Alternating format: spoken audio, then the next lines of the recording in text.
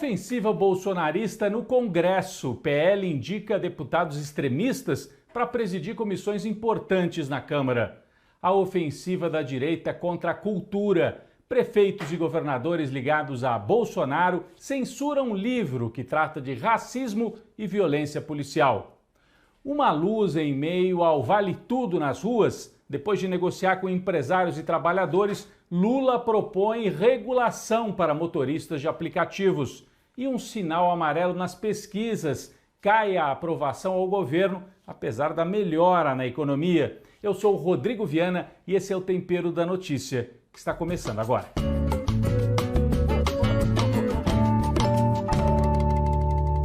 O bolsonarismo, esta semana, deu sinais claros de que vai radicalizar suas ações conforme se aproxima o momento de Jair Bolsonaro e de vários militares irem a julgamento no Supremo Tribunal Federal.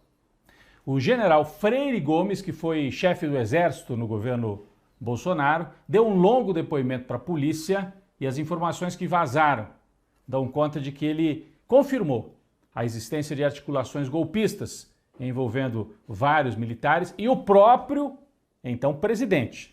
Isso complica bastante a situação de Bolsonaro. É por isso que ele decidiu ir para o enfrentamento nas ruas, fez aquele ato em São Paulo, na semana que passou foi ao Rio Grande do Sul, tem procurado reunir gente para mostrar ao Supremo, olha, eu tenho apoio, mas isso não vai fazer as investigações pararem.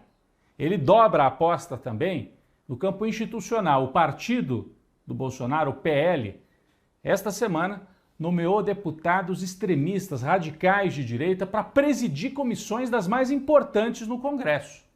É uma tática de confronto total.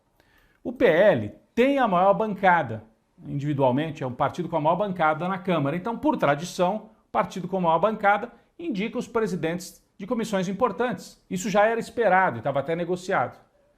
Mas eles fizeram questão de indicar não quaisquer deputados, mas os mais extremistas, os mais provocadores.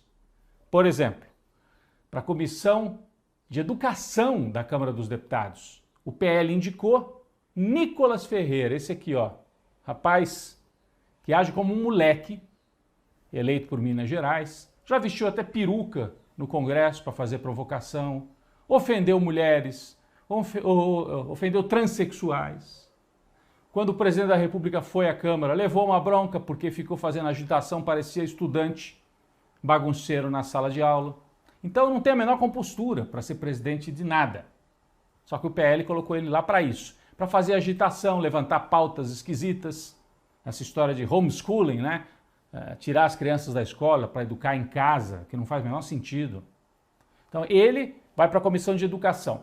E na Comissão de Constituição e Justiça, o PL colocou a Carol Detoni, uma deputada de Santa Catarina, também extremista, radical, defensora de armas. Olha aqui, ela aparece em várias fotos com armas.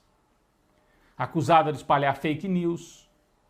Então, a CCJ, que essa Carol Detoni vai presidir, é uma comissão fundamental. Todos os projetos na Câmara passam primeiro por esta comissão, para ver se tem legalidade, se pode, se não pode. Então, projeto sobre saúde, primeiro vai para a Comissão de Constituição e Justiça e depois para a Comissão de Saúde, antes de ser votado.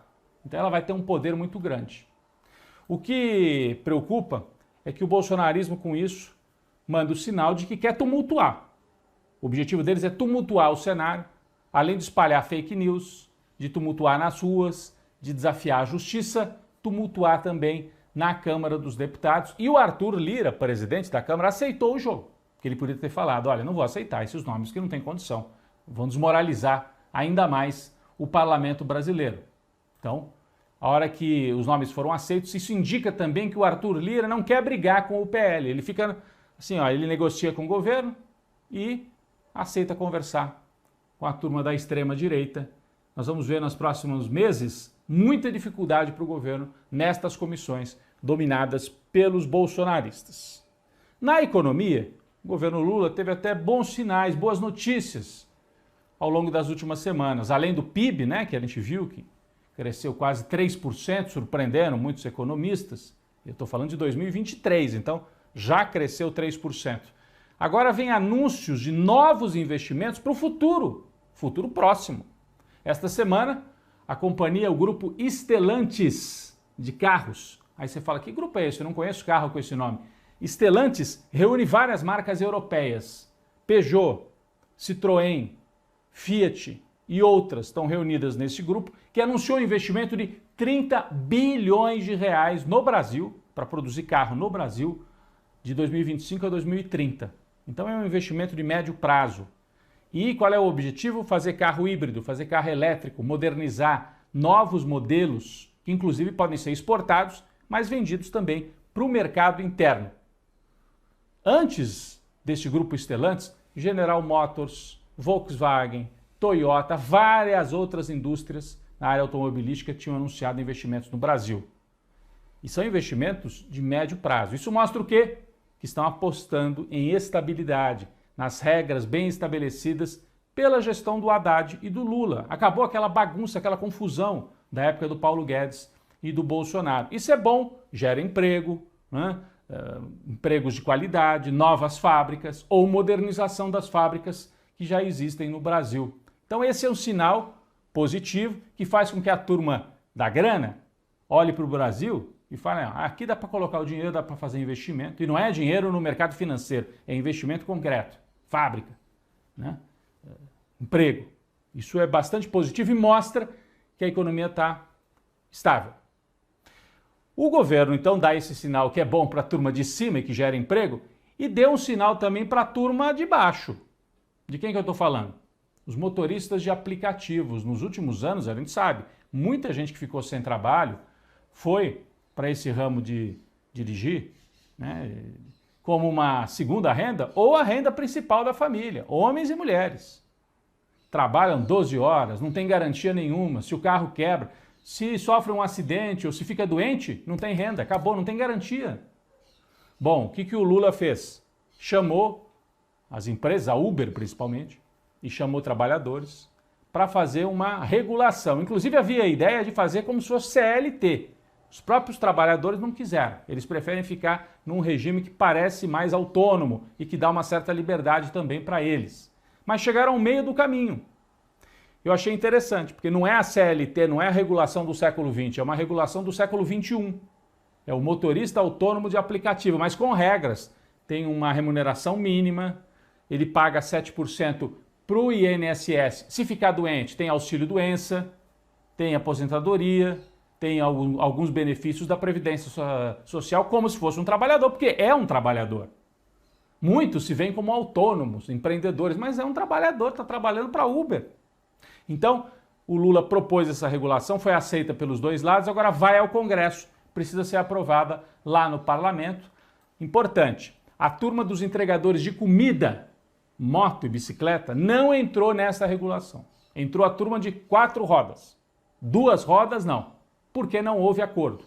Muitos deles não querem pagar os 7% para ter direito de algum tipo de auxílio, ou não podem. Acho que até gostariam, né, de ter esse amparo, mas não podem, porque para quem ganha 1.500, 2.000 por mês, às vezes o cara pagar 7% inviabiliza a vida dele.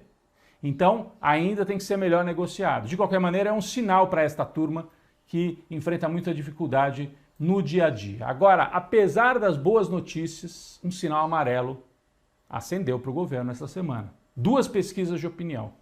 A pesquisa Quest e a pesquisa Atlas. A Quest mostrou que caiu tremendamente o apoio de Lula junto aos evangélicos. Já não era muito, mas caiu mais ainda. Por quê? A avaliação é porque teve essa história com Israel, as críticas de Lula a Israel, e uma parte dos neopentecostais são muito ligados a Israel.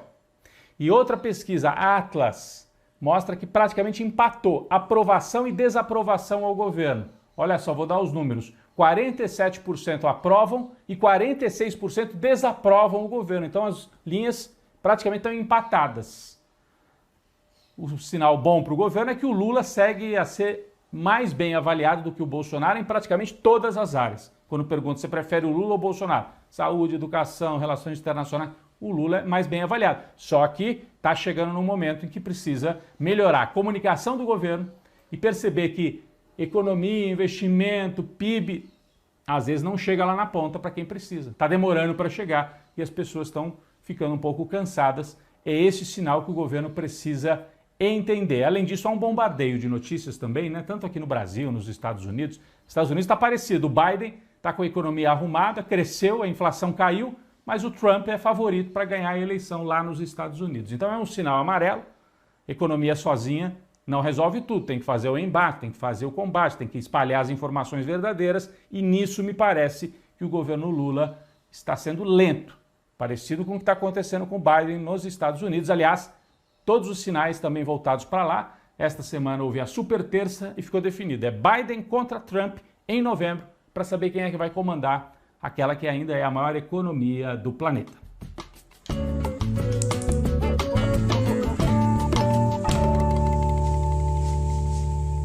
Quem vai para a panela de pressão esta semana é o casal Rosângela e Sérgio Moro. Eles gostam de uma confusão. Vocês se lembram que os dois transferiram o título eleitoral para São Paulo para se lançar candidatos?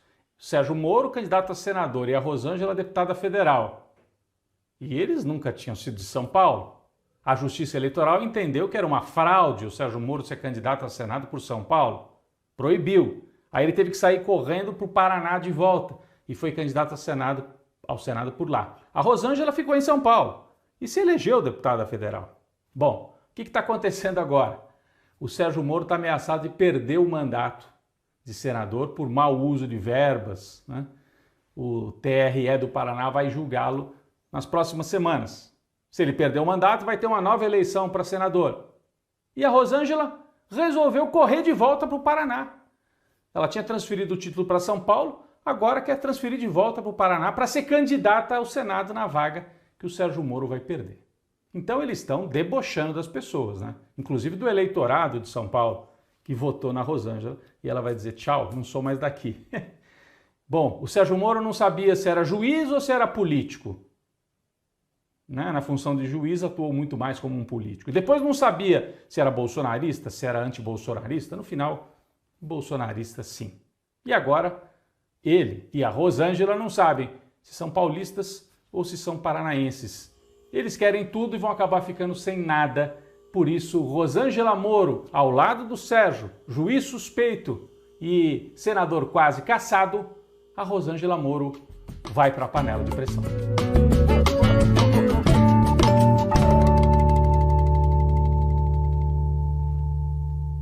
Na nossa sopa de letras da semana, a indicação de um romance, de um livro super premiado, do autor brasileiro Jefferson Tenório, O Avesso da Pele.